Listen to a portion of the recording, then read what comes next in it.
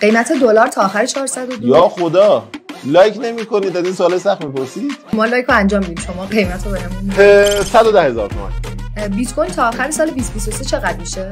220,000 دلار. قیمت سکه تا آخر سال 85 میلیون تومان. یه آلت کوین بهمون معرفی می‌کنی که تا آخر سال 20 برابر بشه؟ 20 برابر.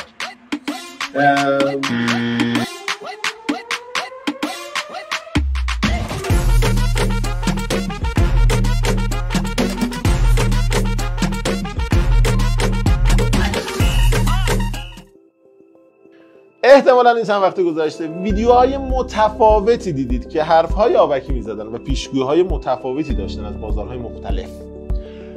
بسیار لایک خور، بسیار فالوور بگیر از واقعیتش این ویدیوها. اگر ویدیو منم واقعی بود، واقعیت فکر میکنم الان 10 برابر این لایک خورده بود.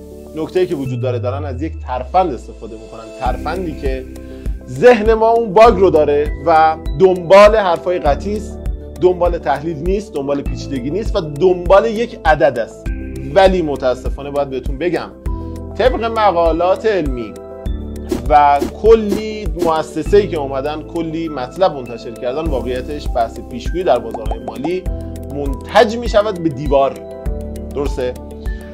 و اتفاقی که میفته اینه که الان زریجون و نقیجونی که تو اینستاگرام دارن برای خودشون تا آخر سال 2023 و نمیدونم 1402 دارن تحلیل اقتصادی میکنن، واقعیتش بزرگتر از جیم کرامر و نمیدونم مایکل بری نیستن. امروز جالبه بدونید آقای جیم کرامر به خاطر پیشگویی‌های مسخره‌ای که کرده و اشتباهاتی که داشته براش یک شاخص منتشر شده، شاخص برعکس آقای کرامر. یعنی چی؟ یعنی اینورس کرامر ایندکس، یعنی هر چی اون گفت برعکسش رو بگیرید، قطعا سود می‌کنه. یا آقای مایکل بری واقعیتش آخرای چرخه انقباضی که داشت اتفاق میافتاد صحبت از سل اوریثینگ کرد، ولی بعد از اون دیدیم که خیلی از شاخص سهام رفتن برای ATH و اونجاست که اومد گفت آقا من غلط کردم و یک اشتباه بزرگ بود. ولی نکته‌ای که وجود داره، این ویدیوها عمدتاً خانه خراب کنه به خاطر اینکه بازارها پیچیدگی دارن. حالا بریم سراغ تحلیل چند تا از این اسست ها و بازارها، ببینیم که چه جوری باید تحلیل بشه. در بحث تحلیل دلار اول بهتون بگم چقدر پیچیدگی وجود داره و اگر شما کار اقتصادی میکنید که واقعیتش باید این موارد رو بررسی کنید. اگر نه کار اقتصادی نمیکنید و حرفهای زریجون و نقیجون براتون مهمه که خب این قضیه میتونه متفاوت بشه. ولی اگر میخواین دلار رو بررسی کنید باید دو بال نقدینگی و بحث انتظارات رو رصد کنید، دنبال بکنید و کسی نمیتونه امروز به شما بگه 3 سال دیگه چه اتفاقی میفته. شاخص‌های متفاوت نقدینگی داریم، شاخص‌های متفاوت برای بحث پایه‌پولی داریم، آمارها داره منتشر میشه. بعضی از جاها منتشر نمیشه. ما میایم به وسیله اقتصادی سنجی بررسی میکنیم. انتظار داریم که تا آخر سال مثلا 1402 چقدر احتمالاً نقدینگی افزایش پیدا کنه. درسته؟ در بحث انتظارات ما باید ببینیم اتفاقات رو، باید دنبال بکنیم. به طور مثال زمانی که دولت نفت میفروشد و نمیفروشد مهم است. زمانی که به طور مثال یک اتفاق مثل کرونا میافتاد مهم است چون هزینه‌های دولت بیشتر میشود. زمانی که ما ریسک‌های ژئوپلیتیک داریم مهم است. اینا رو باید تحلیل بکنید. باید در طول زمان بررسی کنید و میاد اثراتش رو بعضی شاخصا میذاره. مثلا چی؟ زمانی که درصد پول در نقدینگی زیاد میشود یعنی چی؟ یعنی آدم‌ها انتظار دارن یه چیزی بد شده. اونجاست که میبینید بعد یه مدت همه بازارها رشد میکنن. پس تحلیل میکنیم نه پیشگویی. درسته؟ و با توجه به داده ها پیش میریم، همون چیزی که در دنیا همه اقتصاددان ها در رابطه با اون صحبت میکنن.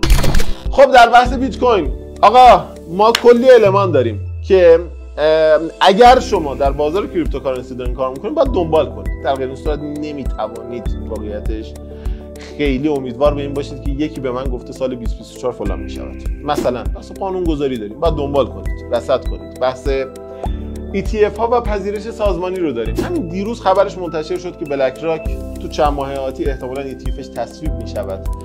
خدمتتون عرض کنم که بحث هاوینگ رو داریم که تقریبا 250 روز آتی هاوینگ بیت کوین است و در قسمت اقتصاد کلان عزیزان اینقدر که احتمالاً دور و برتون آدم ها ضرر کردن، فکر میکنم امروز واقعیتش باید یه تلنگر بهشون بخوره. آقا تو همون ATHی که داشت میزد بعد اقتصاد کلان اووردش تا 15,000 دلار، پس امروز هم باید اقتصاد کلان رو دنبال کنیم و همه دنیا الان دارن داده به داده دارن چک میکنن. همه نگاه میکنن که خب این داده اومد، الان به رکود نزدیکیم، الان مثلا میگم به کندی اقتصاد نزدیکیم یا به بحث سافت لندینگ نزدیکیم. خب اینا متفاوته، من باید دنبال کنم و هر کدوم از این سناریوها برام بیشتر تقویت شد واقعیتش میتونم ستام خودم داشته باشم.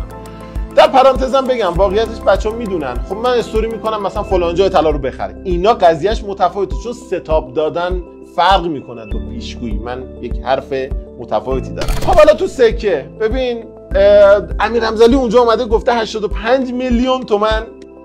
رو چه اساسی حرف زده؟ سکه چند تا المان روش تاثیرگذاره؟ حبابش، دلار و طلای جهانی، درسته، و اونس جهانی. نکته‌ای که وجود داره اینه که در قسمت دلار بهتون گفتم پیچیدگی‌هاش و چیزهایی که باید بررسی کنیم. در قسمت حباب زمانی که انتظارات بیشتر میشود، زمانی که ما اون شاخص‌هایی که به شما گفتم رو بررسی میکنیم، میبینیم که آقا احتمالاً پول داغ دست مردم بیشتر شده و یه خبرهایی دارن احتمالاً، خب مشخصاً حباب میتونه بره بالاتر و در کنارش اونس جهانی. آقا جون در اونس جهانی بحث عرضه مهمه، باید دنبال بشه.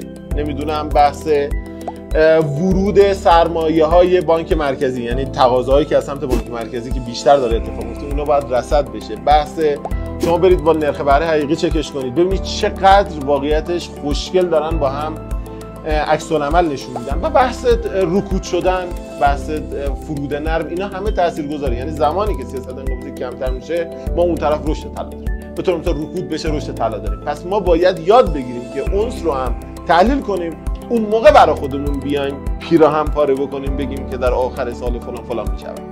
در هر صورت میدونم که با احترام خیلی از عزیزان دوست داشتن اون ویدیو اول واقعی می بود که دیگه بگم خدا رو شکر رمزلی هم دیگه تایید کرد امسال ما اگر بیت کوین بخریم میشه 220,000 دلار، اگر نمیدونم سکه بخریم فلان میشه. ولی خواستم واقعیتش تلنگر بزنم، حتی اگر لایکی کمتری بگیره، حتی اگر فالوورم نگیره، فدا سرتون. مهم اینه که شما یاد بگیرین که بازارهای مالی پیچیده هستن و شما باید تلاش بکنید، وقت بذارید و تحلیل بکنید و بتونید با توجه به اطلاعاتی که تو امان میاد تصمیم گیریتون رو آپدیت بکنید تا بتونید انشالله سالها در مارکت ها بمونید.